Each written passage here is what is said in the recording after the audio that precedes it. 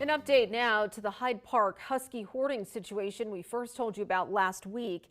The ASPCA says the owner of the 55 dogs that were rescued from a barn has legally surrendered custody, meaning the dogs can now be rehomed in the coming months. ABC 22's Matt Holderman has been following this story, and he joins us now live in the studio here with an update. Yeah, Lauren, that's right. Well, behind me here is just a glimpse of the conditions that rescuers walked into about 1 week ago. The Huskies had been living in this barn, all chained up without much food or water for months, if not possibly years on end. And with the efforts of everyone involved, they will now get a second chance at life.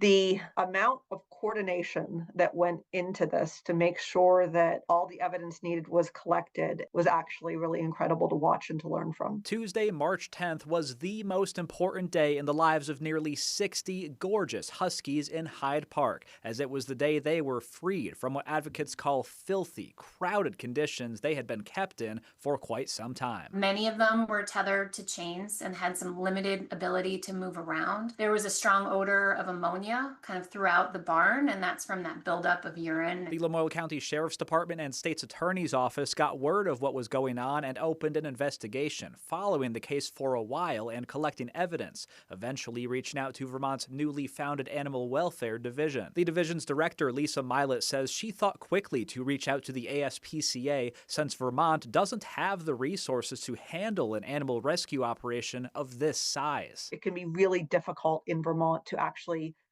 organize a seizure because we have no municipal shelters or other holding facilities for animals that are seized. Once getting all of the legal components in place, the Sheriff's Department and about 40 ASPCA volunteers showed up to the barn and took the dogs, bringing them to the ASPCA's Cruelty Recovery Center in Columbus, Ohio, where they remain to this day. Another big domino in the case fell soon after, with the dog's owner relinquishing legal possession of them, something that doesn't always happen in these types of cases. The owner could still face charges of animal cruelty down the road, but in the meantime, the Huskies not having an owner anymore means they will be adopted out once they are ready. Some of the dogs did appear to be underweight and dehydrated.